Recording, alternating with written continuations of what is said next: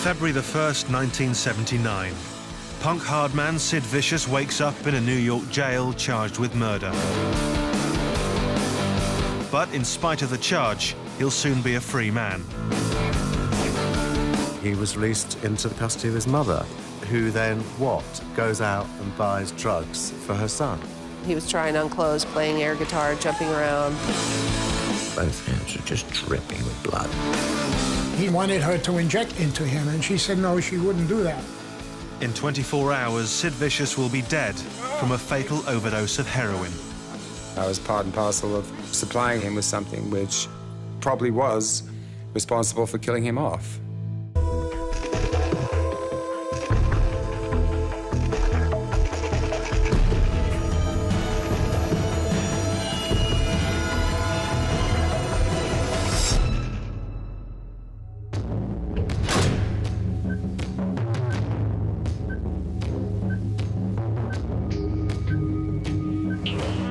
February the 1st, 1979. Sid Vicious is held at the Rikers Island Detention Center just across from Manhattan, New York. This is the beginning of his last 24 hours alive. For Sid, this is a living nightmare. He's charged with murdering his girlfriend, Nancy Spungen, but has no recollection of the attack. He'd been out of his mind on drugs, but all he remembers is that when he woke up, Nancy was dead. Now one thought terrorizes him. Did he do it? For 55 days, Sid, a heroin addict, has gone through the agony of withdrawal. On top of all this, he's been subjected to humiliating attacks. He apparently was raped, he was abused, he was beaten up. Everything that is your worst nightmare that would happen to you in prison. I mean, how could anybody cope with that? At dawn, Sid is woken and taken from his cell. He's hoping the nightmare is over and that he'll never have to return to prison.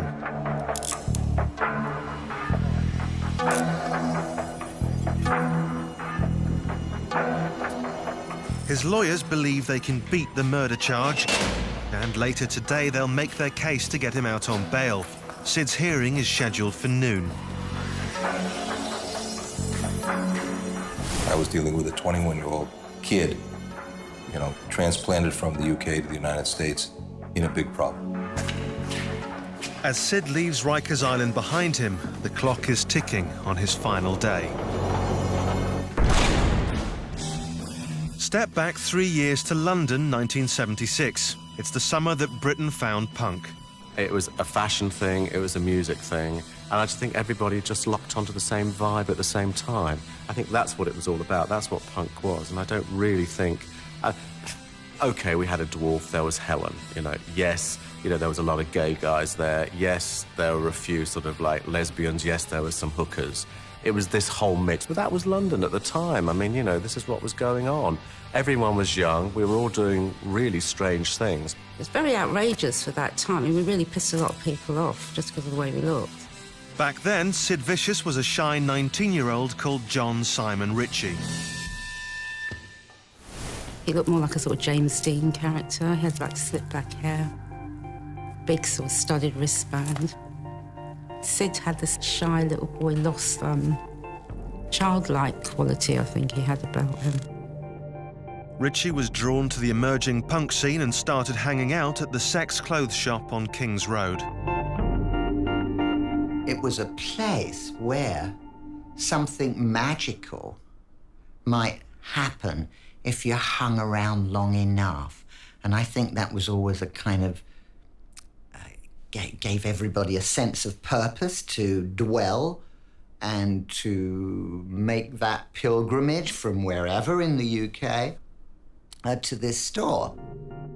John Ritchie was one of the many punks who made that pilgrimage. I always liked him, I have to say, and there was something warm about him. He was just very genuinely just a nice person. I mean, so, yeah, he stuck around. I mean, I think he was probably stealing the clothes as much as anybody else was. John Ritchie was close to punk's inner circle. One of his best mates was John Lydon, the lead singer of the notorious band The Sex Pistols. He pushed himself into the scene, you know, so that when the papers started to write about the Pistols and the whole punk thing, you know, he was one of the first things that were mentioned. He went hand in hand with the sort of growth of punk and particularly Pistols. He didn't quite know what he wanted to do, Sid, but you just knew he was waiting to sort of like fit in somewhere. When the group did set out to play in a number of pubs around London, this tall, somewhat stalwart creature did show up, and we nicknamed him. Lydon was given the name Johnny Rotten after his bad teeth, while Ritchie was given the name Sid Vicious, not because of any violent tendencies, but after Lydon's pet hamster, Vicious. It was all a bit of a joke. Yeah, he was around, you'd see him, and I just thought he was a bit of a Burke, to be honest. Sid was complete marshmallow, really, you know. He's like, we were like playing with children and playing games, and he loved all of that, and like, and he was a big softie. Now the shy and slightly goofy John Simon Ritchie had a new name, Sid Vicious. He'd spend the rest of his life trying to live up to it.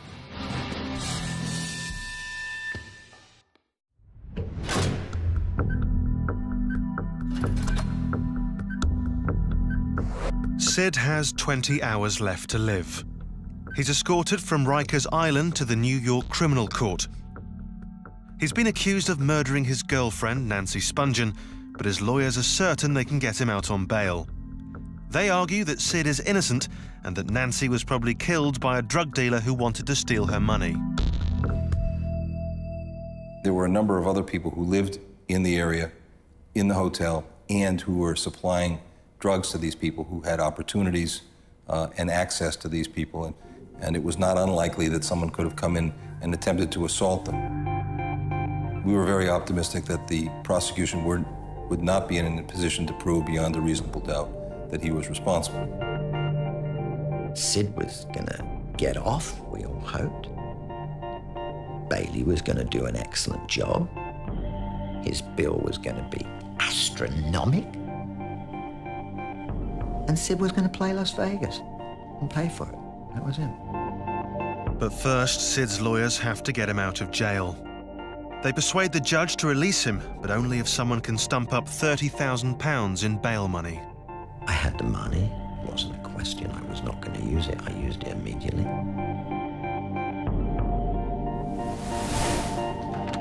At 10 a.m., Sid is released.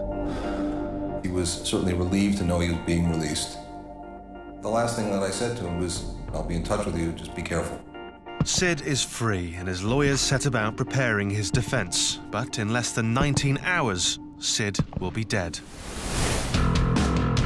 2 years earlier, and punk was declaring anarchy in the UK. Some saw it as a threat to the very foundations of civilization. The Sex Pistols were at the front line of the movement, and Sid was in the crowd at every gig, living up to his new nickname. Whenever we played, there would seem to be some kind of altercation going on, which seemed to be Sid trying to get a bit of the limelight for himself. Sid was determined to make his mark and create his own brand of anarchy. In one incident, he attacked a rock critic with a bike chain just because he'd given his favourite band a bad write-up. Just be completely destructive and you'd get really pissed, really out of it, start lunging around. You know, usually if he did start a fight, he was one who got worse anyway. Sid was one of these extraordinary people who could have had the words willing prey tattooed on his forehead, because that's what he really was. And it seemed to me he had this kind of slightly masochistic quality about him, that he'd like to start a fight so maybe in the end he would get an hiding, and he did get hiding from a good few people that he picked on. He picked on the wrong blokes. He had a gift for provocation. He did invent that strange kind of dance that became known as the pogo. Sid's violent outbursts got him noticed and eventually won him his dream job. When bass player Glenn Matlock left the band, McLaren chose Sid as his replacement. Sid was the most perfect choice to move into that part. I mean, as much as he really couldn't play anything. But hey, listen, didn't matter, did it? It was all about the image. Becoming a Sex Pistol, I mean, it's probably a dream come true in a way. You know, from being their #1 fan, he was now in the band. There was no question you couldn't take your eyes off. He shone so much more brightly than anyone else. When he ever boarded the stage, the audience would always squeeze themselves all over to the left side, because all they wanted to do was be as close as possible to Sid. And Sid would spend sometimes half the show constantly talking to them. Within months of joining the band, Sid had become the main attraction, turning his stage act into a bloody sideshow. And just remember at one point him sitting on the bar and he was just covered in blood. I think he'd just broken the bottle and he just started slashing himself. I used to sort of like put cigarettes on my arm and watch them burn down, and I used to slash that open. You know, I used to rip Coke cans in half to get the jagged edge so you could get a real nice cut and stuff. And I'd never seen Sid doing any of that until he'd seen me doing it. Charles Wells is a juvenile psychologist who studied Sid's life. People in the audience would look at him horrified. What kind of person would do this? And their response feeds his sense of self as being different, as being special. He's focused his energies and his efforts on creating an identity, one which doesn't seem to be true to who he perhaps really was. He's trapped by this, because in the end, it's what people want to see. They don't want to see who you really are. The quiet, shy John Simon Ritchie had transformed himself into the ultimate punk icon, Sid Vicious.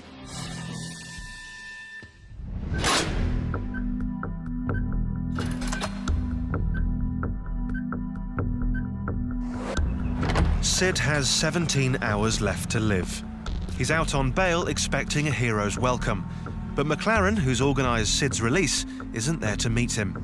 He's in London, being sued by John Lydon for control of the Sex Pistols. I regret not having been there, but, you know, I had a bloody huge court case mounting on my head at the same time.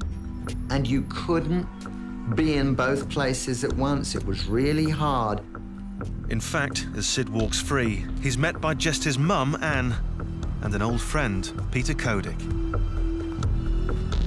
I recall that moment so well because I think now, when I look back on it, I preferred him to stay in Rikers Island. Sid's had a crippling heroin addiction for a year now. In prison, he was denied access to the drug. Now, he's only got one thing on his mind. Walking down the street is like, I think, you know, Sid kept saying, you know, did you get it? Did you get it, Mum? Did you get it? Yeah. Yes, Sid, you know? Okay. Walk, faster, faster. Sid is anxious to get to his mother's hotel, a few blocks from the courthouse. Just before his release, his mum told the papers that what Sid was looking forward to the most was a giant ice cream. But in a bizarre act of motherly love, she's bought her son what he really wants: heroin. It's only an hour since Sid was released on bail with a murder charge hanging over his head. In 16 hours, he'll kill himself. Or that's how the story goes. But according to one eyewitness, Sid didn't kill himself. He was killed by someone else.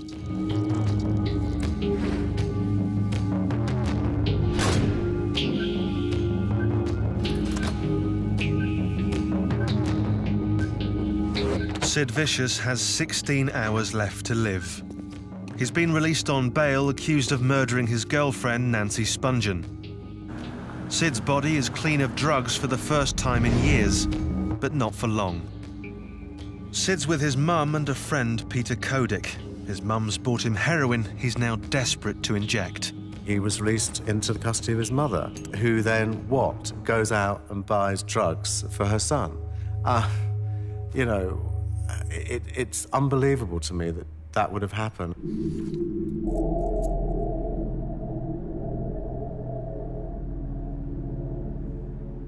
Because of heroin as being an addictive substance, in some ways it keeps Sid in the relationship with his mother and perhaps prevents him from truly separating and achieving independence. For as long as they can both remember, Sid and his mum have taken drugs together. Soon those drugs will kill her only son. Sid Vicious was born in South London on May the 27th, 1957.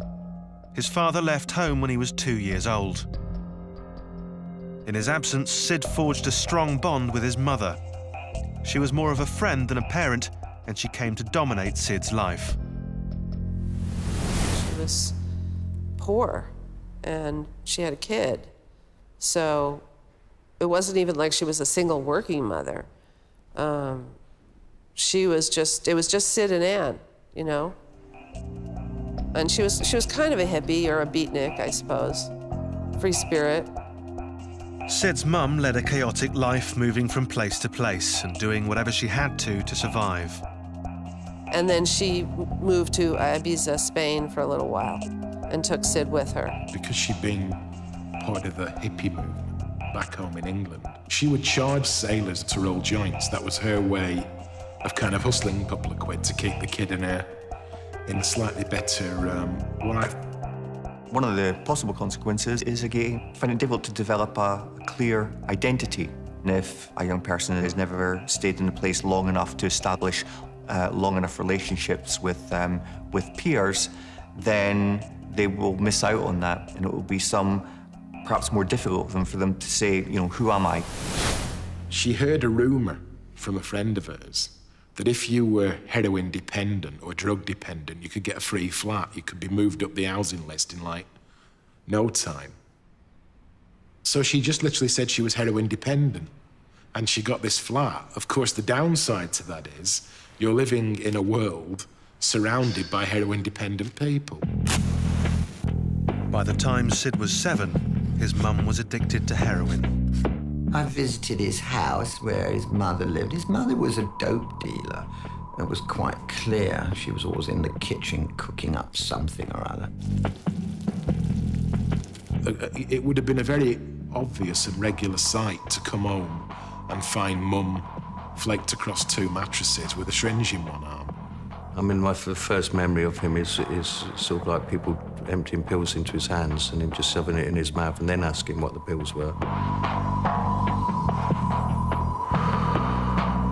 Seeing his mother using a needle encouraged teenage Sid to experiment. Some people are taking speed or amphetamine sulfate, and some people are experimenting with it. And because Mum's got things like old metal syringes that you've got to boil, wash, and you can use 100 or 1,000 times, he's turning up and going, actually, man, you get a better kick out of it if you inject it. Well, I'd take mass amounts of anything. It'd take downers, speeds, dexys, bombers, blues, amphetamine sulfate, which was, of course, the drug of choice of all punks and everything, and we all used to take loads of that. Anything that would be stuck in front of him, Sid would inject.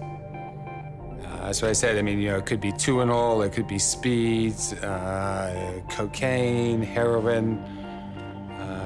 The more things, the better, really. Some images that are completely burned on my memory forever from that period, and one of them is Anne's boyfriend selling Sid drugs, heroin, literally in front of me. And I thought, you know, that was it as far as I was concerned. I mean, there was no clearer picture of what it was all about. By his own admission, Sid injected speed up to 14 times a day. It's highly significant that his mother was a heroin addict in the past. The adults in a child's relationship act as models. And, for instance, in a home where there is a lot of open drug use, then this will become normal for that child. Despite the unconventional upbringing, Sid and his mother were very close. But her inability to say no to her son would end in tragedy.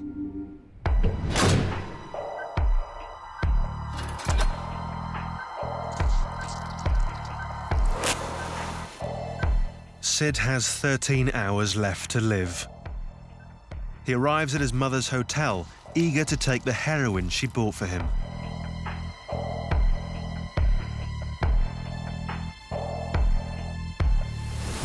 He's back out, faced with things he was faced with before.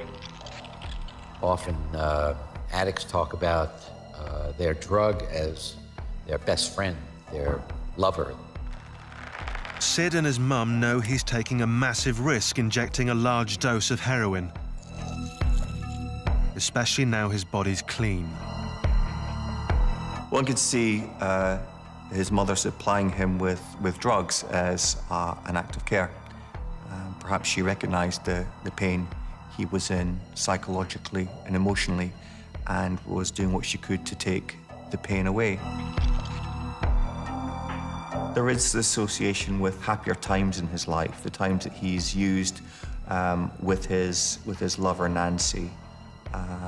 And there could even be a recreation of that in using it with other people who he counts as his close friends and his family.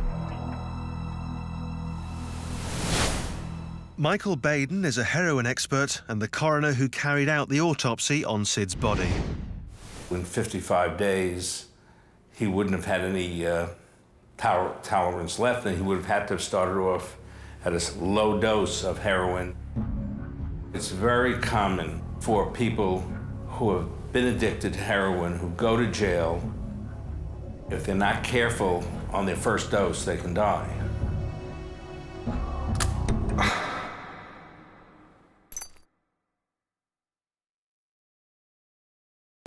What had been sold to her was absolute rubbish. I'm sorry, Simon. It's rubbish. I'm sorry, Simon. Sorry? You think I want to hear sorry? Shut up. Which left him even more disappointed, even more angry. Everything that he was waiting for, this big hit that he was waiting for after he got out of the court, wasn't going to happen. Peter, you know how I like your photography? Desperate for a fix, Sid turns to his friend, Peter Kodik. Sort me out, yeah? Peter? As a rock photographer, Kodik knows the New York drug scene, and Sid knows he can be relied upon to source high-grade heroin, paid for by his mum. That's what I want to hear. Brilliant. I said I'd see what I could do, and I'd see him later on that evening. She probably must have given me, say, between, let's say, $100, $150. Kodik leaves to score the heroin Sid craves. Sid waits with his mother. Even though she now seems happy to supply her son with the drug, she wasn't the one who got him hooked. For that, Sid can thank the other woman in his life, Nancy.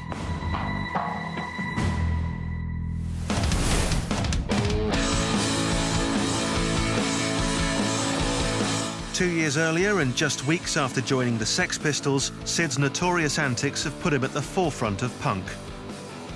One night, he ended up crashed out on the floor with his mate Johnny Rotten and an American groupie called Nancy Spungen. She rolled over to John and tried to fuck him. And I think he wasn't cooperative. And so she rolled the other way, and Sid was. And I think that was it, really. Sid lost his virginity to Nancy. As a second choice, I have to say. Nancy had come to London on a mission to bed a Sex Pistol, and now she'd got one, she wasn't going to let him go. Hey, do you want to make a pornographic movie? Give us £100. Sid was very immature, he was very insecure, and she was ideal for him, you know, because he was one saying that you're the star, and which, you know, when you're insecure is what you need. Sid was like really shining out, and John was being like nothing. You know, he just wasn't giving it anymore. Once more, Sid had put his trust in a habitual drug user. Nancy had been a heroin addict from the age of 14. I think she just had one thing on her mind all the time. It was like where her next fix was coming from, more than anything else. Sid had been injecting speed with his mum for years. Within days of meeting Nancy, he took heroin for the first time. Nancy's influence was twofold. One was that she told him he was great, and second, she told him that it's even better when you take smack.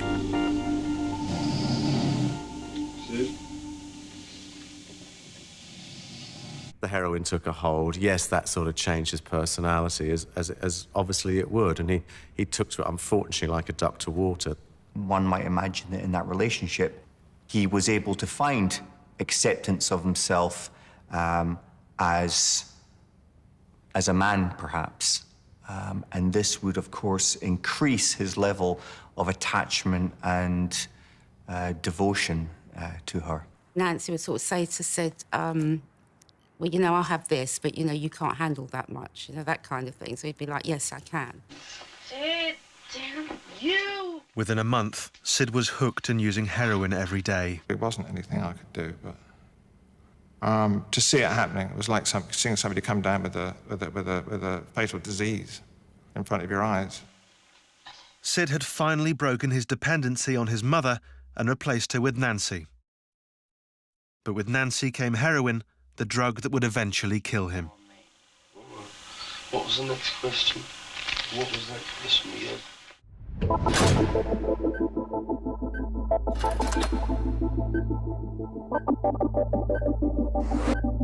It's early evening. Sid Vicious has 9 hours left to live. Sid and his mum Anne take a cab across New York to a small apartment in Greenwich Village, where she's arranged a party to celebrate his first day of freedom. So what was it like in there, man? Rikers, how was it? The apartment is owned by Michelle Robinson, a 22-year-old actress. Sid started sleeping with Michelle shortly after Nancy's death. She was one of the last people to spend time with Sid before he was detained at Rikers Island. I'll tell you what, you'd be popular. Also at the party is Eileen Polk, a New York punk who's a friend of Sid's mum. What are you going to do next, then? We were all in the bedroom when the party started out. He was hopeful in the early part of the day that he'd be acquitted and he'd be able to be playing music again, put a band together.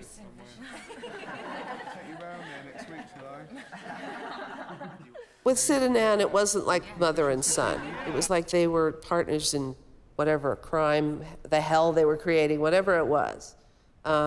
She was his friend more than his mother. She cared about him a lot and took care of him when she could, like a mother. But she was considered one of the gang.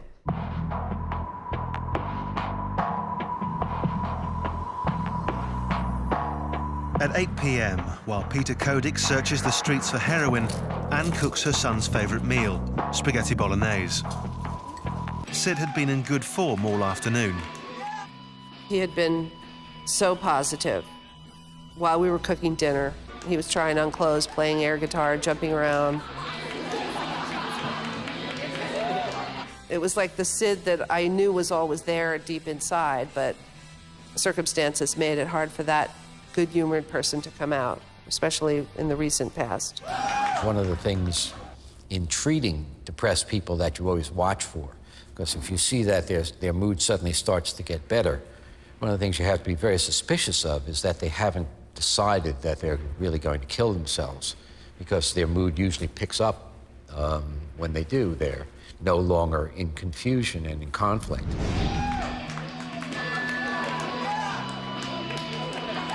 But around midnight, Peter Kodik and a friend arrive at the party.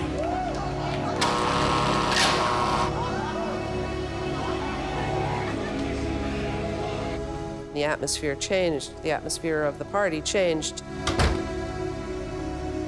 Peter, you naughty little girl. Kodik has kept his promise and scored. Sid can finally take the high-quality heroin he's been craving all day. Just a year earlier, and Sid's escalating drug use was taking its toll. Sex Pistols were beginning to fall apart, and everyone blamed Nancy.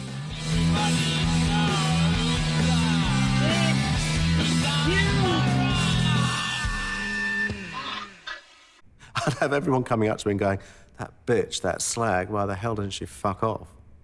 She was a hooker, she was a drug addict, she was the worst possible influence for Sid. And then Sid would come and say, she's great, she's really beautiful. In a botched attempt to get Sid off drugs, Malcolm McLaren sent the band on tour. This is how unscheming Malcolm was. Malcolm felt that Sid was taking smack because the band weren't gigging, and so he was just bored and he was frustrated. So Malcolm thought, we have to get some gigs for the band, so he sent them to Holland. To keep Sid off smack, you send him to Holland, which is the most dumb thing you can do. Well, it's always difficult to cope with people who are heroin addicts, particularly if you're not and you don't have a lot of experience in that world. He was good at sort of like promoting the controversy. I think that was it, but I don't think in any other area he knew what he was doing. He might have thought he wanted to be a rock and roll manager, but he certainly wasn't acting like one. There was nothing fatherly about me. I was very much a Machiavellian, mischievous kid myself. I was not the obvious manager. I mean, the record industry was terrified of me as a manager because I actually adored mismanaging. We tried to cold turkey him in Holland. Every night, people had to be with Sid all the time to stop people giving him smack. And it was something you really dreaded, because he'd be, you know, he'd like become petulant, he'd get stroppy like smack addicts do when they can't get their fix. We would not allow him to go to the toilet without a roadie present. Boogie, another roadie, had to smash the door in, only to see Sid sitting on the toilet saying, "You can't even have a shit in peace." He went from having that very charming naivety to being a right pain in the arse. More often than not, Sid got his way and took more heroin. So when the band returned to London, McLaren came up with another plan. He'd remove the supplier, Nancy. We beat up his girlfriend, Nancy, I have to be honest with you. Wrapped her up, threw her in the back of this car, and the roadie, Roden, I think it was. His job was to drive her straight to Heathrow and put her on the first flight back to the US. It was Boogie, Sophie and me trying to hustle Nancy into a cab. Soon the kidnap attempt ran into trouble. She kind of managed to break open the back door of the car and roll out into the curb as a policeman came strolling by, and she was just screaming, "I've been kidnapped by the Sex Pistols! Help!" McLaren's efforts were in vain. In January 1978, in a haze of heroin and bitter disputes, the Sex Pistols split. Sid and Nancy were now free to follow their path to oblivion. The effect on Sid of the band splitting up was probably felt more deeply than, and more suddenly, more deeply than anybody else. On the night that this happened, Sid went off and OD'd. Sid was turning blue on a mattress on the floor, and I picked him up. I started walking him around the room, and he started to come back.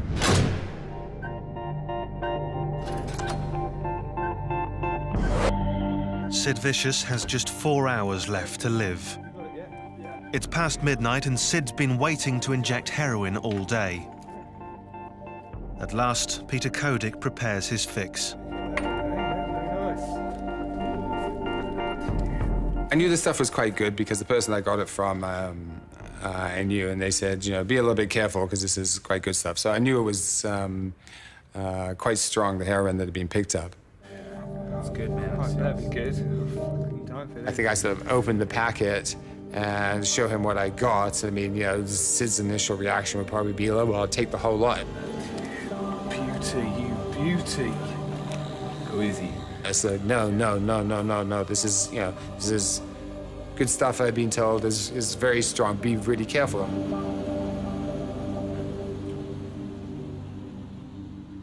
So, of course, you know, you tell anybody that, but they still do probably too much. One can keep on taking drugs in order to get rid of the pain, to get rid of the memory. And this itself can lead to death, but that may not be the conscious intention of the individual.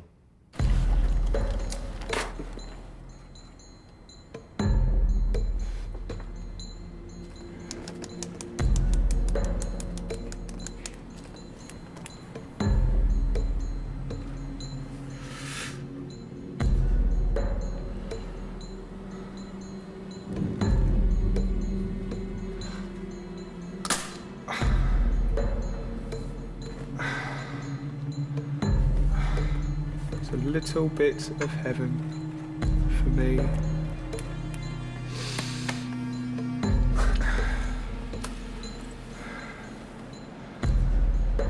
Yeah. He was fine for, 10, 15 minutes. Then I think, he got up, he threw up. There he is. He went to the bathroom, threw up again. And sort of, I think, oblivious to it all. She got a little bit worried maybe when, Sid was throwing up, but she was used to that before. She'd probably seen Sid throw up a million times before.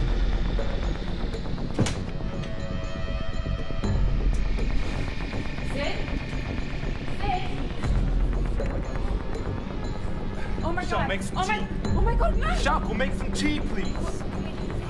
My first thought was, oh, he's fallen asleep or something, but then I realized right away that he was overdosing. He started turning blue, and it was pretty scary. Get up. If somebody takes an overdose of heroin, he can manifest the effects of sleeping, of having fluid get in his lungs, even have froth coming out of his mouth. Come on. The heroin acts to depress the brain function. They can't breathe right. Sid, come on. Come on, buddy. Sid, what's my name? What's my name? Talk to me, come on. It was like, oh my God, he's, taking too much. Okay, Sid, come on. Come on, buddy. Oh, please. The basic thing was to keep him up, moving around, and not let him lapse in or fall asleep, or to keep him going, pump some liquids into him. Come on. Sid, hold his head up, hold his head up. I had a conversation with Anne in the living room where I said, look, we're about 3 blocks from St. Vincent's Hospital. Do you think we should do anything, bring him to the hospital? And she said, no, absolutely not. The press will find out, they'll make another circus out of it, and he'll go back to Rikers Island. Anne's insane gamble with her son's life pays off, and finally Kodik manages to bring Sid round. He's fine, just stand up. He came out of it. And the first thing he said when he came out of it was, I'm sorry I scared you all. Sid recovers quickly, but the party is over. The overdose made me very nervous, and it wasn't what we had planned. We did not want to have a heroin party. I talked to Howie and Jerry only, and we said, let's get out of here.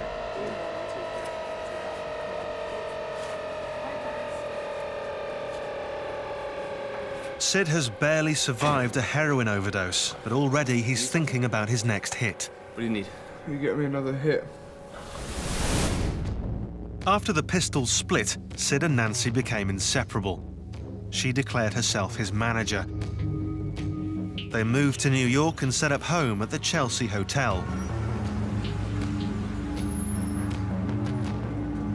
They filled their days taking heroin and hanging around at Manhattan's punk clubs. When I first met Sid with Nancy at Revenge, they seemed happy. And then over the course of the next 6 weeks or so, you could see that he was not doing well. I'd see him out at CBGB's and he'd just be sitting there with his head hanging, and Nancy would be handing him one drink after another. Then, just 48 days after moving to New York, Sid's world fell apart. Sid's like, out of it.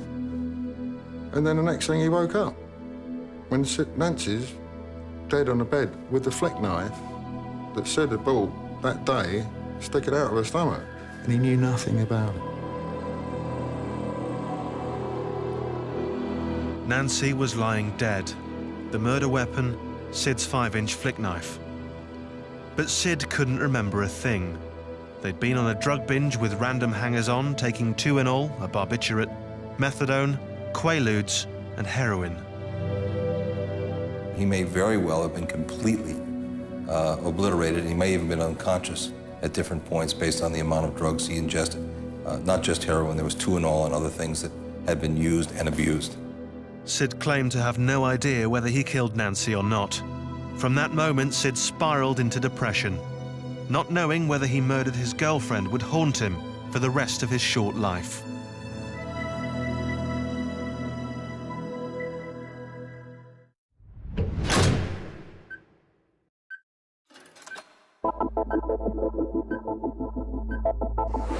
Sid Vicious has just 3 hours left to live.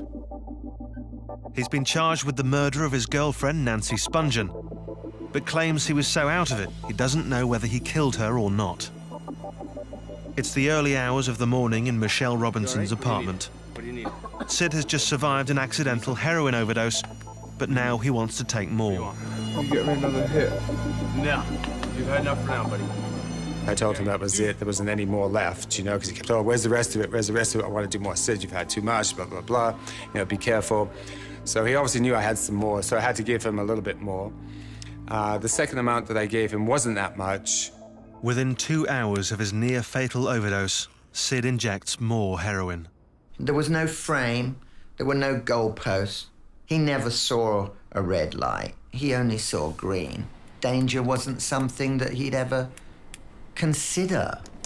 And he never ever thought that his life was important. This time, Sid takes a small amount. As the drug takes hold, he begins to talk. It's the last conversation Kodik will have with Sid. You know, we spent like the last 2 hours, you know, talking about, you know, what he's going to do. You know, he was due to go up to record this album, which is going to finance all the lawyers' fees, etc. We talked a little bit about Nancy and stuff like that. Yeah, he was fine. After checking on Sid, Kodik makes plans to leave the apartment. What heroin there was left, I gave to his mother, and I said, look, as far as Sid knows, there's no heroin left, okay? It's all gone. Give him this in the morning. She's like, fine, fine, yeah. She said, you promised, Beverly, you promised you won't do this. Yes, yes, I promise. Kodik gives the leftover heroin to Sid's mum and leaves. All I know is when I left the house at about 2 o'clock, he was fine. Kodik is one of the last people to see Sid alive.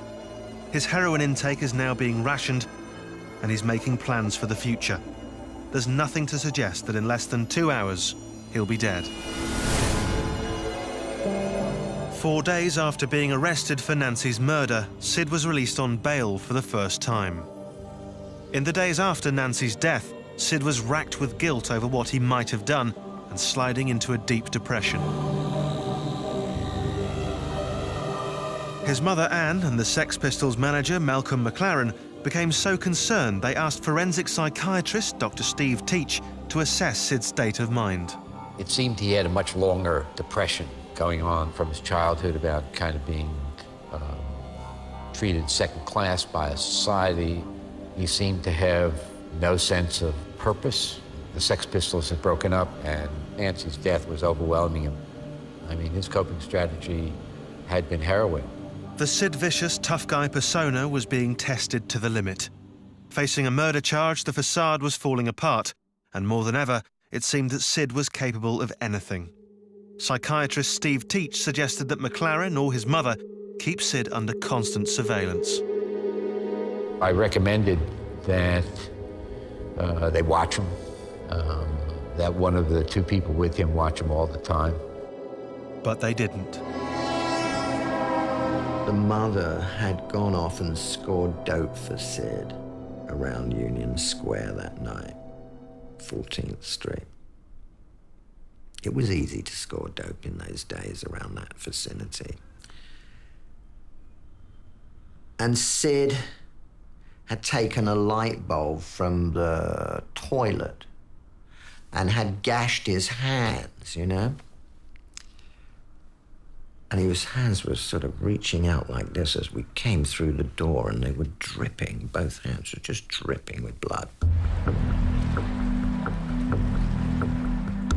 I got another call that he had cut himself when I come back over to the hotel. So I went back over there, and indeed, he had slashed his arm lengthwise from his wrist all the way down to his elbow area. And they had it compressed so the bleeding was contained. That wasn't in danger, but it was quite clear that he was now at a different level. It was clear that Sid was not stable. Also, his mother seemed to be having problems. She was bruised. They'd obviously been in a fight together. She just couldn't look after him, but maybe nobody could at that point. I'm not sure. And so we talked and decided that had to put him in the hospital and called emergency medical services to come over. In New York, if you call an ambulance immediately, along come the police. And in this instance, Sid being such a high-profile character, it was going to be a rough ride. When he saw the police, he ran for the open window and grabbed him, just held him, and then the police came in. I think the cut wasn't a suicide attempt. I've seen people, particularly in prison when I was working there, that cut themselves, and the usual report is that they're in such pain they cut themselves essentially to let the pain out. And I think that was much more of what was going on there, but nonetheless it was dangerous. Sid was taken immediately to the Bellevue Psychiatric Hospital. Steve Teach was deeply concerned about Sid's state of mind and recommended he received long-term psychiatric care. But that didn't happen. Sid refused to stay and was released from Bellevue. In the weeks that followed, Sid repeatedly gave interviews to the press where he spoke of his desire to kill himself. In one interview, he claimed he wanted to be 6 feet underground and be at peace with Nancy. Unsurprisingly, this led the world to think that Sid ultimately took his own life. It now appears that this was not the case.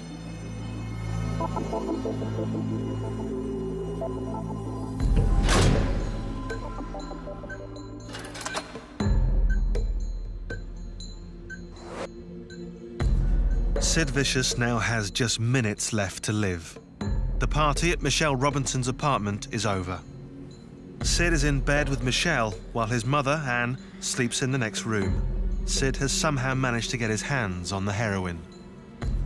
What happens next has been a closely guarded secret for 27 years.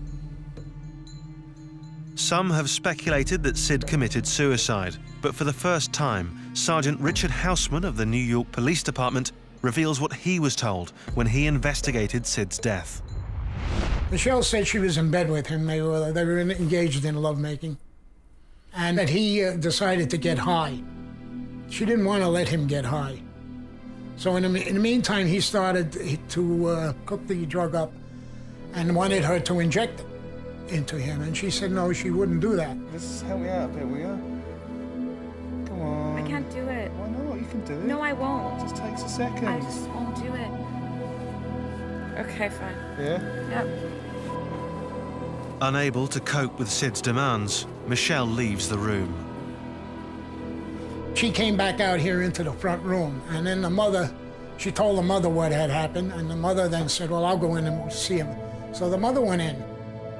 Sid's mother died of an overdose in 1996, but before she died, she made a remarkable confession to journalist Alan Parker. Faced with Sergeant Houseman's testimony, Parker has agreed to reveal her secret. Anne told Michelle to wait in the living room while she went to speak to her son.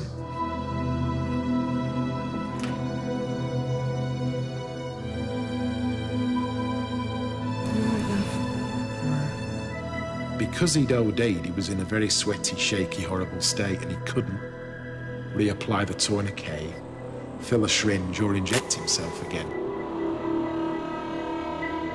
So she did.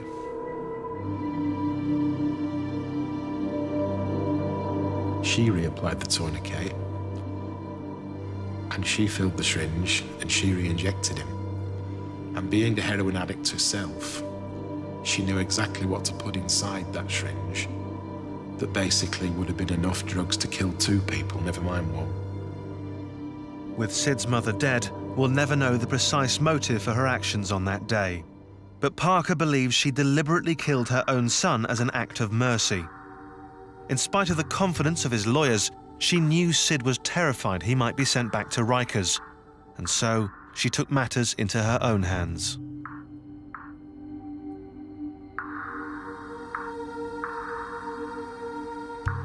And I only believe she did what she did because there was still that tingling thing at the back of her mind and at the back of his mind that he might not get off and he might end up being in prison for 20-odd years.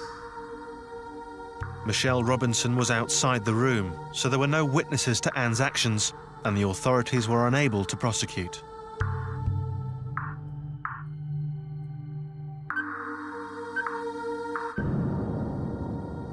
With Sid dead, the case of Nancy's murder was closed.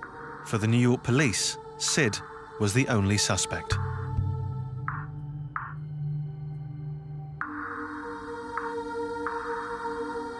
It's a difficult thing to have to come to terms with because, I was part and parcel of supplying him with something which probably was responsible for killing him off.